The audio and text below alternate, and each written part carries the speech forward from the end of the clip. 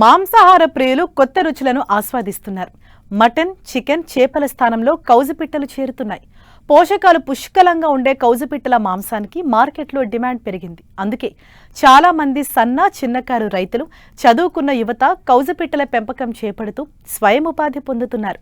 ఈ కోవలోనే ఏలూరు జిల్లాకు చెందిన ఓ రైతు వ్యవసాయానికి అనుబంధంగా కౌజుపిట్టల పెంపకం చేపడుతూ అదనపు ఆదాయం పొందుతున్నారు.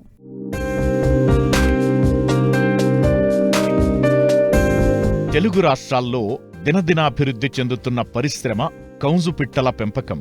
వీటిని క్వైల్ పక్షులు, పరిగపిట్టలని, జపనీస్ పక్షులని పిలుస్తారు. బ్రాయిలర్ కోళ్లతో పోలిస్తే ఒక కోడిని పెంచే స్థలంలో 8 నుండి 10 క్వైల్ పక్షులను పెంచవచ్చు. ఇవి చాలా చిన్నగా, చేతిలో ఇమిడిపోయే సైజులో ఉంటాయి. ఈ పక్షులు 4 వారాలకు 150 నుండి 180 గ్రాముల బరువు పెరిగి మార్కెట్ చేసుకోవడానికి వీలవుతాయి. ఇటీవలి కాలంలో ఈ పక్షుల గుడ్లు, మాంసం వినియోగం పెరగడంతో చాలా మంది రైతులతో పాటు చదువుకున్న యువత సైతం వీటి పెంపకం చేపట్టి మంచి జీవనోపాధి పొందుతున్నారు. ఈ కోవలోనే ఏలూరు జిల్లా దెందులూరు మండలం రామారావు గూడెంకు చెందిన రైతు సత్యనారాయణ ప్రణాళికాబద్ధంగా కౌజుపిట్టల పెంపకం చేపట్టారు. ఒక్కో బ్యాచ్ను 40 రోజుల పాటు పెంచుతూ స్థానికంగా ఉన్న రెస్టారెంట్లు, ఫంక్షన్లకు ఆర్డర్లపై సప్లై చేస్తూ అదనపు ఆదాయం పొందుతున్నారు. నేను కౌజుపిట్టలు పెంచుతూ ఉంటానండి. మామూలు ఇంటి దగ్గర ఫారం పెట్టి కావాల్సిన రెస్టారెంట్లకు కానీ ఎవరైనా చేయాలి పర్సుకి ఎవరికి కావాల్సిన ఇస్తూ ఉంటామండి. పిట్ట 50-60 మధ్యలో ఇస్తూ ఉంటామండి. ఈ గుడ్లు కావాల్సిన ఇస్తూ ఉంటామండి. ఇంటి దగ్గర పెట్టుకుని మాకు ఇంటిబేటర్ ఉందండి, చేయాలి చేస్తున్నామండి కౌజుపిట్టలు. ఈ పుట్టు 17 రోజులకి పిల్ల అయిద్దండి. ఆ ఇంటిబేటర్లో ఆ పుట్టిన కాడి నుంచి 40 రోజులు 35 రోజుల్లో మేము పిట్ట 200 గ్రాములు వస్తాయండి. అప్పుడు 40 రోజులు 35 రోజుల్లో మధ్యలో తీస్తూ ఉంటామండి. వీటిని కావాల్సిన వాళ్ళకి ఇస్తూ ఉంటామండి. పెంచడానికి బాయిలర్ పీడే మేపుతామండి. వీటికి బాయిలర్ పీడే మేపి 35 రోజుల తర్వాత తయారైద్దండి. అప్పుడు దాకా బాయిలర్ పీడ్ కంటిన్యూగా ఇస్తూ ఉంటామండి. కంటిన్యూగా అక్కడి నుంచి తయారైద్దండి. పిట్ట 200 గ్రాములు వస్తాయండి. అప్పటి నుంచి 180-200 గ్రాములు వచ్చాక బయటికి సేల్స్ పర్పస్కి ఇస్తూ ఉంటామండి.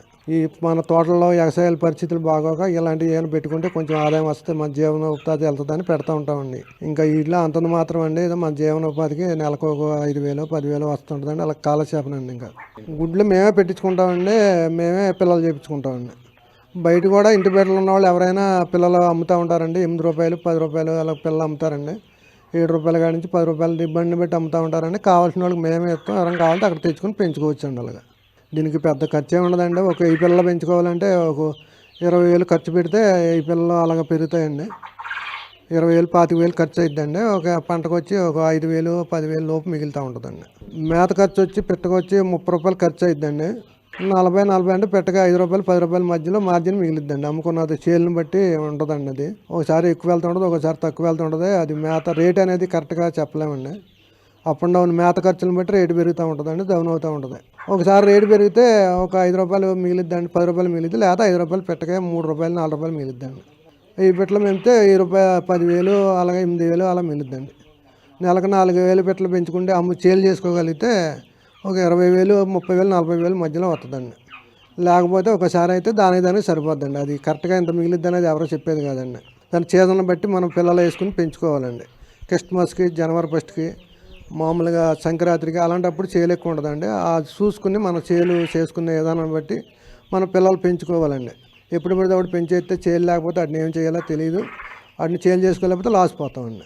జాగ్రత్తగా బూడింగ్లో మనం పెంచుకునే విధానం జాగ్రత్తగా ఉండకపోతే పోతాయండి. జాగ్రత్తగా పెంచుకోవడం తెలియాలండి. మనకు తెలియకపోతే బూడింగ్లో చేసేవాళ్ళ దగ్గరికి వెళ్ళి తెలుసుకుని చేసుకోవాలండి. షెడ్ కంపల్సరీగా ఎగిరిపోతాయండి. ఇవి బయటికి ఎగరకోకుండా చూసుకుని షెడ్గా కన్ఫైన్మెంట్ చూసుకుని పెట్టుకోవాలండి. ఈ కంపెనీ నుంచి తెస్తామండి. ఆ దానా కంపెనీ నుంచి తెచ్చుకొని కట్ట 2,500 2,400 ఆ రేంజ్లో ఉంటుందండి. ఒక 50 కిలోల కట్ట అవి మేపుతామండి. దీని మేత పొద్దుట సాయంకాలం కంపల్సరీగా వేసుకోవాలండి. నీళ్ళ తొట్లు కూడా క్లీన్ చేసుకోవాలండి. పొద్దున సాయంకాలం క్లీన్ చేసుకుని ఆ నీళ్ళు పాత నీళ్ళు తీసేసి కొత్త నీళ్ళు పోయాలండి. మేత పొద్దున సాయంకాలం పోయాలండి. షెడ్లు వేయటాకండి షెడ్ని బట్టి, షెడ్ కెపాసిటీని బట్టి అండి. నాకైతే ఒక షెడ్కి వచ్చి ఈ కౌజుపిట్టలు పెంచడానికి ఒక 2 లక్షలు అయినాయండి. షెడ్లు 2 షెడ్లు వేసానండి. 2 సేల్ షెడ్లు 2 వేసాను. ఒక్కో షెడ్కి 50,000 అయిందండి. 2 షెడ్లకి 1,00,000 అయిందండి. దీనికి చుట్టూ మెస్స ఏర్పాటు చేసుకోవాలండి. మెస్స ఏర్పాటు చేసుకుని గాలి వెలుతురు కూడా రావాలండి. లేకపోతే పెరుగుదల ఉండదండి. గాలి వెలుతురు బట్టి కంపల్సరీగా మెస్స ఏర్పాటు చేసుకోవాలండి. అది డిసీజ్ ఏం కదంటే ఒకటి పొడుచుకుని ఏదన్నా ఒకటి అర పోతాయండి. పెద్దగా ఏం పోవండి కౌజుపిట్టల్లో. ఒకటి అర పోతే అది సాధ్యమేనండి. ఒకటి అర అనేది ఒకటి 2 3 అనేది ఎప్పుడన్నా ఒకసారి పోతుంటాయి, అత్తమానం పోవు. అవి ఏం కాదండి మనకి, అవి పోనా లెక్క ఏం కాదండి. ఇక నాకు తెలిసి డిసీజులు ఏమి రాలేదండి, నేను పెట్టి 2 సంవత్సరాలు అవుతుందండి.